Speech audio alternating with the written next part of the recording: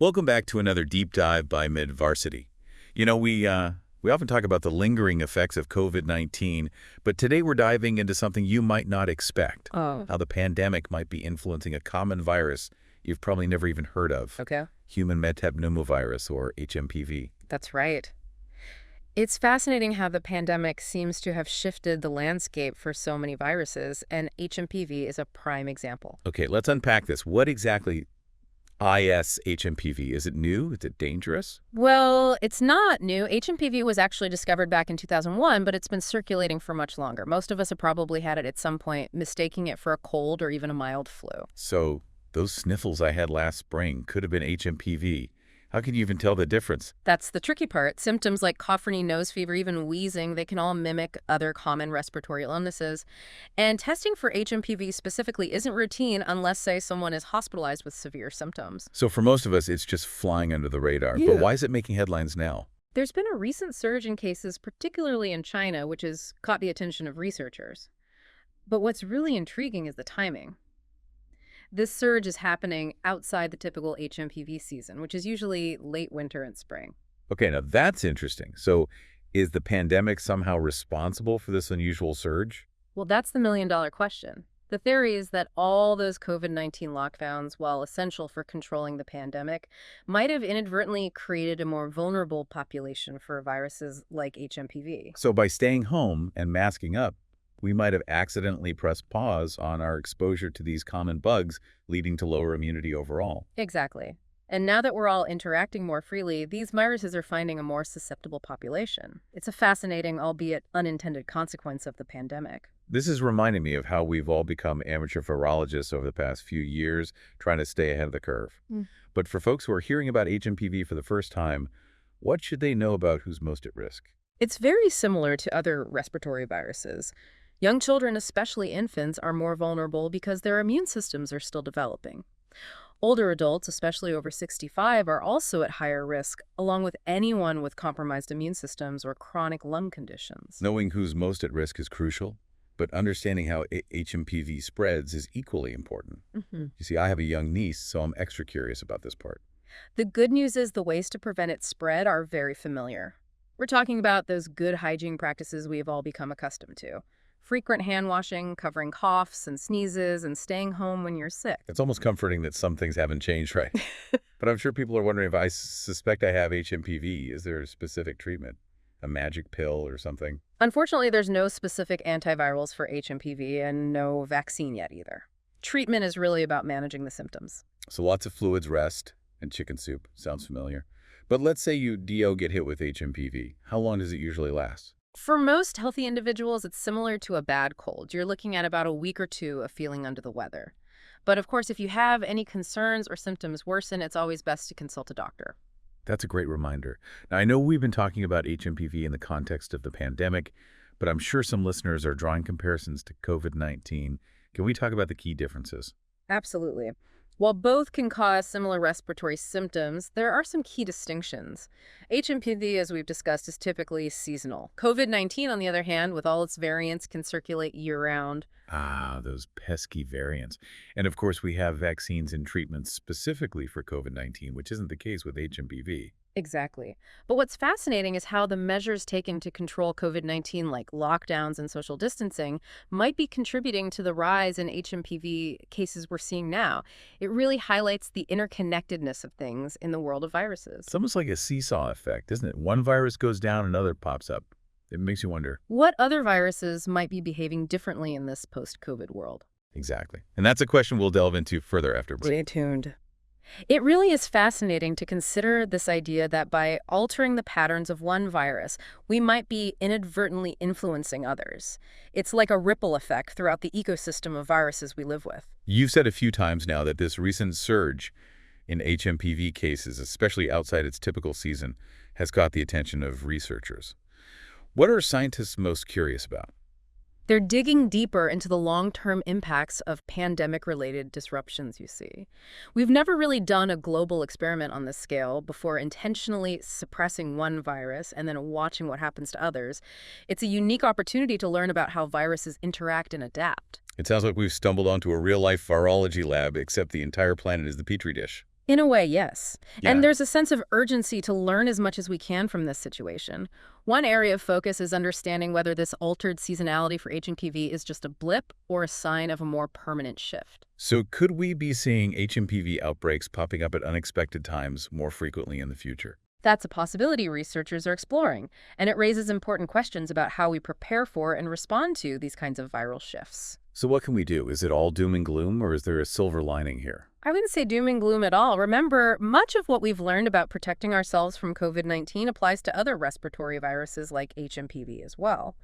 Those good hygiene practices, hand washing, covering coughs, staying home when sick, they're still our first line of defense. It's almost reassuring that in the face of all this change, some things remain constant. But I imagine this situation is particularly concerning for parents of young children who, as we've said, are more vulnerable to hMPV. Any specific advice for them? Well, awareness is key. Knowing the symptoms to look out for cough, fever, wheezing, and seeking prompt medical attention. If those symptoms worsen, especially in very young children or those with underlying health conditions, is crucial. And I'm guessing those good hygiene practices are even more important when it comes to little ones. Absolutely.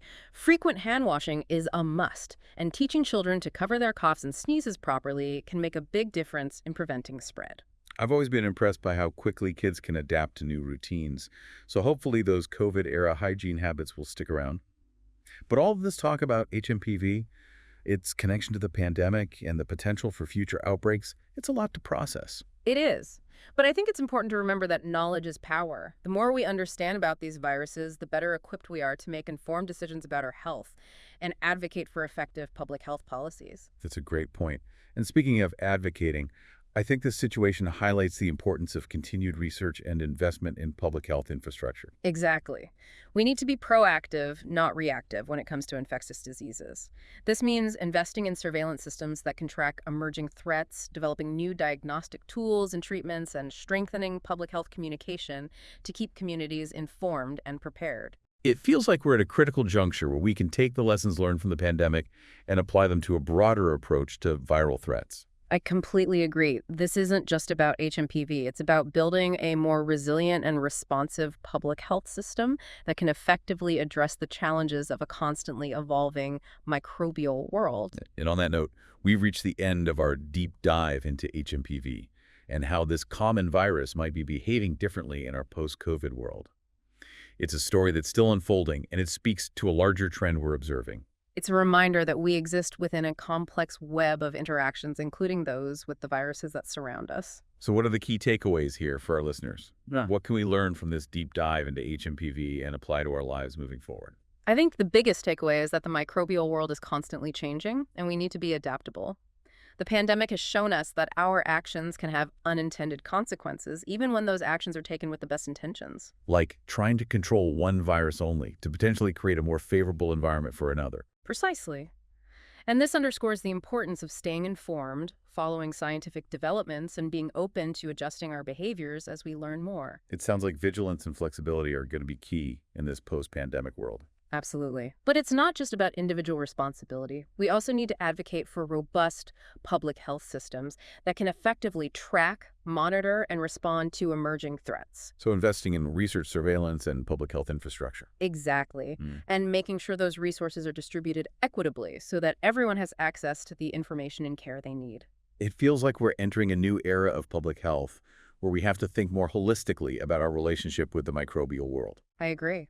And it's an exciting opportunity to apply the lessons learned from the pandemic to a broader approach to infectious diseases. This has been such an insightful deep dive into hMPV.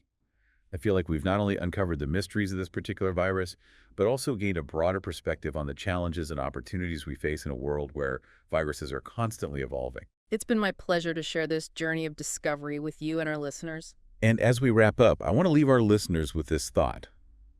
We've all become more aware of viruses in recent years, but that awareness shouldn't fade as the pandemic recedes.